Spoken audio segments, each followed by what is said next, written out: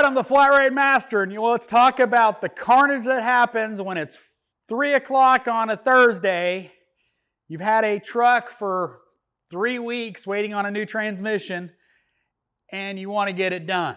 As you can tell, this is a transmission out of a Suburban, and started at 3 o'clock, had it knocked out, and right where it's at right now by 5 o'clock.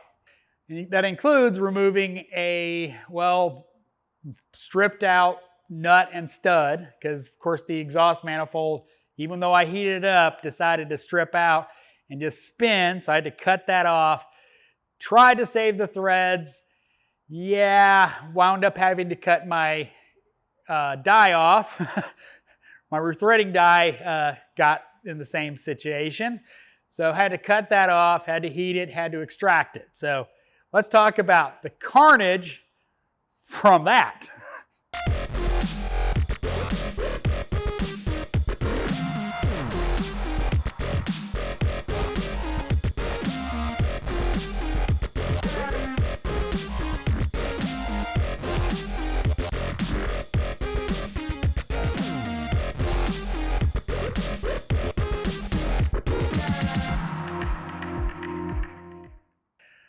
So yeah, as you can see, my roll cart is a disaster because after I finished a couple other jobs, I just yanked this in, didn't clean up, nothing, just went to town and the carnage.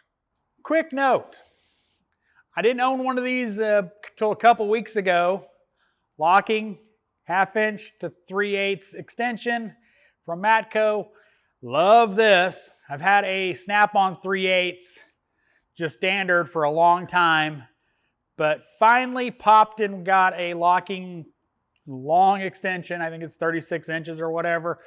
Well worth the money, because so nice doing transmissions. Dish to bomb.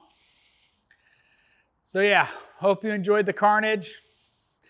As always, thanks for watching. I am the flatratemaster.